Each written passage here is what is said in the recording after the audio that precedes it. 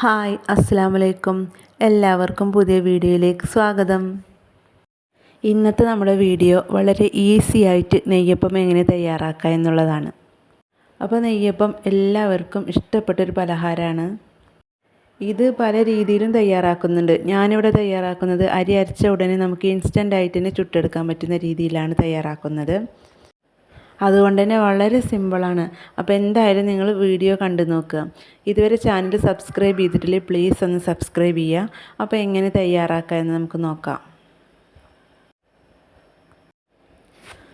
അപ്പോൾ നെയ്യപ്പം തയ്യാറാക്കാൻ വേണ്ടിയിട്ട് ഞാനിവിടെ 2 കപ്പ് പച്ചരിയാണ് എടുത്തിട്ടുള്ളത്.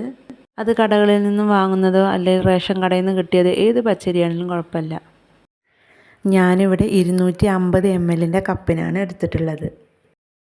ഇനി നമുക്കിതൊരു 3-4 തവണ കഴുകിയെടുത്തിട്ട് വരാം. അപ്പോൾ അത് നല്ലപോലെ കഴുകിയെടുത്തിട്ടുണ്ട്. ഇനി നമുക്കൊരു 5 മണിക്കൂർ നേരം ഇതൊന്ന് കുതിരാനായിട്ട് വെക്കാം. അപ്പോൾ അതൊരു 5 മണിക്കൂർ നേരം കഴിഞ്ഞിട്ട് നമ്മുടെ പച്ചരിയൊക്കെ നല്ലപോലെ കുതിർന്നിട്ടുണ്ട്. ഇനിയിപ്പോൾ അത് വെള്ളം വരാനായിട്ട് വെച്ചിരിക്കണം. ഒട്ടും വെള്ളമില്ലാതെ തന്നെ നമുക്ക് കിട്ടണം. അപ്പോൾ ഇതിൻ്റെ വെള്ളമൊക്കെ വാർന്നു പോണ ആ ടൈം കൊണ്ട് നമുക്ക് ഇതിലേക്കുള്ള ശർക്കരപ്പാനി തയ്യാറാക്കാം. അതിനായി ഞാനിവിടെ എടുത്തിട്ടുള്ള ഒരു 300 ഗ്രാം ശർക്കരയാണ്. അപ്പോൾ ഈ ഒരു 300 ഗ്രാം ശർക്കര എന്ന് പറയുന്നത് ഈ നെയ്യപ്പത്തിന് ഒരു മീഡിയം സൈസിലുള്ളൊരു മധുരമാണ്. നല്ലപോലെ മധുരമൊന്നുമില്ല, ഒരു പാകത്തിനുള്ള മധുരമുള്ളൂ. അതിലേക്ക് 1 കപ്പ് വെള്ളം ഒഴിച്ചിട്ട് നമുക്കൊന്ന് മെൽറ്റാക്കി എടുക്കാം. അപ്പോൾ അത് ശർക്കരയൊക്കെ നല്ലപോലെ മെൽറ്റായിട്ടുണ്ട്. അപ്പോൾ അത് തിളച്ചിട്ടുണ്ട്. അപ്പോൾ എത്ര മതി, നമ്മൾ തിളപ്പിച്ച് കുറുക്കി എടുക്കേണ്ട ആവശ്യമൊന്നുമില്ല. ഇനി ഫ്ലെയിം ഓഫാക്കാം. എന്നിട്ട് തണുക്കാനായിട്ട് വെക്കാം. ഒരു ഇളം ചൂടായി കിട്ടിയാൽ മതി. ഇപ്പോൾ നമ്മുടെ അരിയിലത്തെ വെള്ളമൊക്കെ വാർന്നിട്ടുണ്ട്. ഇനി നമുക്കൊരു മിക്സിയുടെ ജാർ എടുത്തിട്ട് അതിൻ്റെ പകുതി ഇട്ട് കൊടുക്കാം. മുഴുവനായിട്ട് ഇട്ട് കൊടുത്താൽ നമുക്ക് അരച്ചെടുക്കാൻ ബുദ്ധിമുട്ടാണ്. അപ്പോൾ നമുക്ക് 2 ബാച്ചായിട്ട് തന്നെ അരച്ചെടുക്കാം.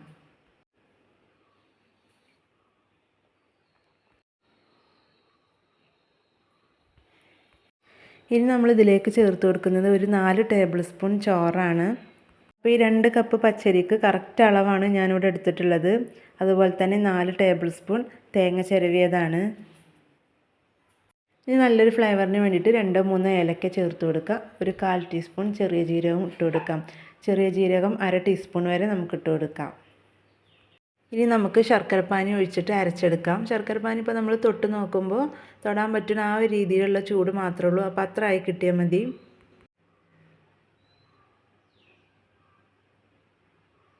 നമ്മളിത് അരച്ചെടുക്കാൻ പാകത്തിന് മാത്രം ഒഴിച്ചിട്ട് അരച്ചെടുത്തിട്ട് വരാം.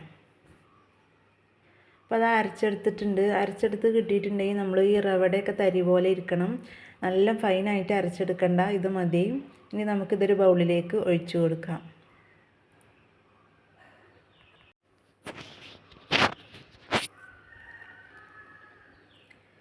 ഇനി നമുക്ക് ബാക്കിയുള്ള അരിയും കൂടി അരച്ചെടുത്തിട്ട് വരാം. ഇപ്പോൾ അത് കുറച്ച് അരച്ചെടുത്തിട്ടുള്ളൂ ഞാൻ. അതിലേക്ക് ഇനി ഒരു 4 ടേബിൾ സ്പൂൺ മൈദ ചേർത്ത് കൊടുക്കുന്നുണ്ട്. കറക്റ്റ് 4 ടേബിൾ സ്പൂൺ തന്നെ ചേർത്ത് കൊടുക്കണം. ഇനി നമുക്കിത് നല്ലപോലെ അരച്ചെടുത്തിട്ട് വരാം. അപ്പോൾ അത് മൈദ ചേർത്തിട്ട് നല്ലപോലെ അരച്ചെടുത്തിട്ടുണ്ട്. ഇനി അതിലേക്ക് ഒഴിച്ചു കൊടുക്കാം. ഇനി നമ്മളിതൊന്ന് മിക്സാക്കി എടുക്കണം. ആദ്യത്തെ ബാറ്ററിൽ നമ്മൾ ചോറും തേങ്ങയൊക്കെ കൂട്ടി അരച്ചതാണ്. പിന്നത്തെ ബാറ്ററിൽ നമ്മൾ മൈദ ചേർത്തിട്ടാണ് അരച്ചിട്ടുള്ളത്. അപ്പോൾ ഇതെല്ലാം തന്നെ നല്ലപോലെ യോജിക്കുന്ന രീതിയിൽ നമ്മൾ മിക്സാക്കി എടുക്കണം. എന്തായാലും ഒരു 2-3 മിനിറ്റ് നല്ലപോലെ ഇളക്കി യോജിപ്പിക്കണം. അപ്പോൾ നിങ്ങളൊരു വിസ്ക് വെച്ചിട്ട് ഇളക്കുകയാണെങ്കിൽ പെട്ടെന്ന് തന്നെ ഇതൊന്ന് മിക്സായി കിട്ടും. നമ്മൾ ഈ ഒരു ടൈമിൽ നമ്മുടെ ഒരു മാവ് നല്ല കട്ടിയാണ് ഇരിക്കുന്നതെങ്കിൽ നിങ്ങളിതിലേക്ക് നിങ്ങളുടെ ആവശ്യത്തിനനുസരിച്ച് വെള്ളം കുറച്ച് ചേർത്തിട്ട് ഇളക്കി കൊടുക്കാം. എന്നിട്ട് കറക്റ്റ് പരുവത്തിലാക്കിയെടുക്കുക. ഇനി മധുരം ബാലൻസ് ചെയ്യാൻ വേണ്ടിയിട്ട് 1/4 ടീസ്പൂണിൻ്റെ പകുതിയോളം ഉപ്പ് ചേർത്ത് കൊടുത്തിട്ട് നല്ലപോലെ ഒന്ന് മിക്സാക്കി എടുക്കുക. അപ്പം നമ്മുടെ ബാറ്റർ ഇവിടെ റെഡി ആയിട്ടുണ്ട്. കണ്ടോ, ഈ രീതിയിലാണ് നമുക്ക് കിട്ടേണ്ടത്. ദോശമാവിൻ്റെയൊക്കെ പരുവത്തിലായിട്ടാണ് നമുക്ക് കിട്ടേണ്ടത്.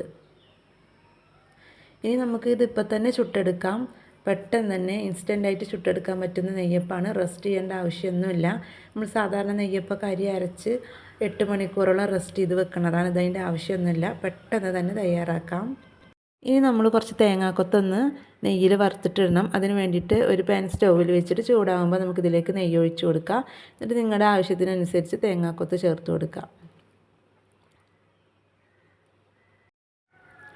ഇനി ഇളക്കി കൊടുക്കുക. എന്നിട്ട് ഒരു ബ്രൗൺ കളറാവുന്ന നേരത്ത് നമുക്ക് മാവിലേക്ക് ഒഴിച്ചു കൊടുക്കാം. അപ്പോൾ നേരത്തെ മാവെല്ലാം മിക്സ് ആക്കുന്ന നേരത്ത് നിങ്ങൾക്ക് വേണമെങ്കിൽ 1-2 ടീസ്പൂൺ നെയ്യ് ഒഴിച്ച് കൊടുക്കാം. എന്നിട്ടൊന്ന് മിക്സാക്കി എടുക്കുകയും ചെയ്യാം.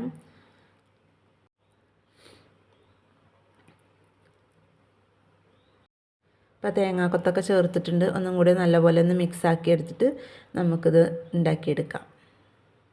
അപ്പോൾ നെയ്യപ്പം ചുട്ടെടുക്കാനായിട്ട് നല്ല കട്ടിയുള്ളൊരു പാത്രം എടുത്ത് സ്റ്റൗവിൽ വെച്ച് നല്ലപോലെ ചൂടായതിന് ശേഷം സൺഫ്ലവർ ഓയിൽ ഒഴിച്ച് കൊടുക്കുക. നിങ്ങൾക്ക് വെളിച്ചെണ്ണ വേണമെങ്കിലും ഒഴിച്ച് കൊടുക്കാം.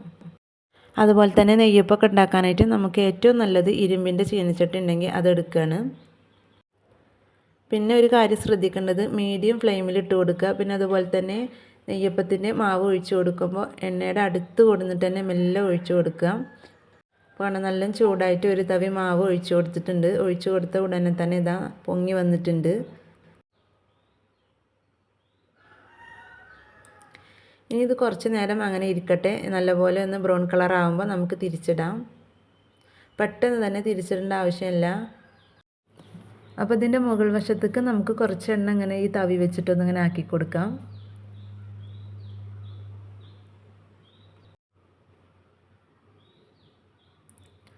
അപ്പോൾ അതാ ഒരു സൈഡ് ആയിട്ടുണ്ട്. ഇനി നമുക്ക് മറിച്ചിട്ട് കൊടുക്കാം. ഇനി ആ ഒരു ഭാഗം നല്ലപോലെ കുക്കായി കിട്ടുന്നവരെ നമുക്ക് വെയിറ്റ് ചെയ്യാം. ഇതിങ്ങനെ അങ്ങോട്ടും ഇങ്ങോട്ടും ഇടയ്ക്കിടയ്ക്ക് മറിച്ചിട്ടും തിരിച്ചിട്ടും കൊടുക്കരുതേ. പെട്ടെന്ന് നമ്മൾ നെയ്യപ്പം ഹാർഡായി പോകും. അപ്പോൾ അതത്രേ ഉള്ളൂ. ഇവിടെ നെയ്യപ്പം റെഡി ആയിട്ടുണ്ട്. ഇനി നമുക്കിത് കോരി മാറ്റാം. ഇനി അടുത്ത മാവും ഒഴിച്ചു കൊടുക്കുക. ഒഴിച്ചു കൊടുക്കുമ്പോൾ പ്രത്യേകം ശ്രദ്ധിക്കണം, ചൂട് അധികമാകരുത്. ചൂട് അധികമായിട്ടുണ്ടെങ്കിൽ നമ്മുടെ നെയ്യപ്പം ശരിയാവില്ല. അപ്പോൾ നല്ലപോലെ എണ്ണ ചൂടായിട്ടുണ്ടെങ്കിൽ നിങ്ങൾക്ക് ലോ ഫ്ലെയിമിൽ ഇട്ട് കൊടുത്തിട്ട് എണ്ണയുടെ ചൂടൊക്കെ ഒന്ന് ലെവലാക്കിയതിന് ശേഷം നിങ്ങൾക്ക് മാവ് ഒഴിച്ചു കൊടുത്താൽ മതി. എണ്ണ നല്ലപോലെ ചൂടായിട്ടുണ്ടെങ്കിൽ നെയ്യപ്പം ചുരുണ്ട് കൂടിയിരിക്കും, അതുപോലെ തന്നെ പൊട്ടിപ്പോവും.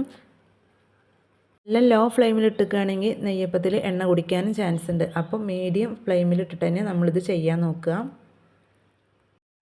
ഇത് ഉണ്ടാക്കിയെടുക്കാൻ വളരെ എളുപ്പമാണ്. ഇത് ഉണ്ടാക്കിയെടുക്കുമ്പോൾ നമ്മളിതിൻ്റെ കറക്റ്റ് അളവുകൾ നോക്കിയാൽ മതി. നമ്മൾ മാവിലേക്ക് ചേർക്കുന്ന കാര്യങ്ങളുടെ അളവുകളും അതുപോലെ തന്നെ മാവിൻ്റെ ആ ഒരു കൺസിസ്റ്റൻസിയും തീയിൻ്റെ ചൂടൊക്കെ നോക്കിയിട്ടുണ്ടെങ്കിൽ നമുക്ക് കറക്റ്റ് നെയ്യപ്പം റെഡിയാക്കി എടുക്കാൻ പറ്റും. ഇനി ബാക്കിയുള്ളതും കൂടി നമ്മൾ ഇതുപോലെ ചുട്ടെടുക്കാം. അപ്പോൾ നമ്മുടെ നെയ്യപ്പൊക്കെ ഇവിടെ റെഡി ആയിട്ടുണ്ട്. വളരെ സിമ്പിളായിട്ട് ചെയ്യാവുന്ന നെയ്യപ്പാണിത്. ഈ വലുപ്പത്തിൽ ഒരു 16 നെയ്യപ്പം കിട്ടിയിട്ടുണ്ട്. നമ്മൾ സാധാരണ അരി അരച്ച് മാവ് റെസ്റ്റ് ചെയ്യാനൊക്കെ വെക്കുമല്ലോ, അങ്ങനെ ഉണ്ടാക്കിയ അതേ നെയ്യപ്പത്തിൻ്റെ ടേസ്റ്റ് തന്നെയാണ്. പുറം ഭാഗം നല്ല ക്രിസ്പിയാണ്, ഉൾവശത്തുള്ള സോഫ്റ്റൊക്കെയാണ്. അപ്പോൾ ഇതുവരെ നെയ്യപ്പം ഉണ്ടാക്കിയിട്ട് ശരിയാകാത്തവർ എന്തായാലും ഈ രീതിയിലൊന്ന് ട്രൈ ചെയ്ത് നോക്കുക. 100% നിങ്ങൾക്ക് ശരിയാവും. അപ്പോൾ ഇത്രയേ ഉള്ളൂ നമ്മളെ വീഡിയോ. ഇഷ്ടപ്പെട്ട എല്ലാവരും ലൈക്ക് ചെയ്യുക, ഷെയർ ചെയ്യുക, കമൻറ്റ് ചെയ്യുക.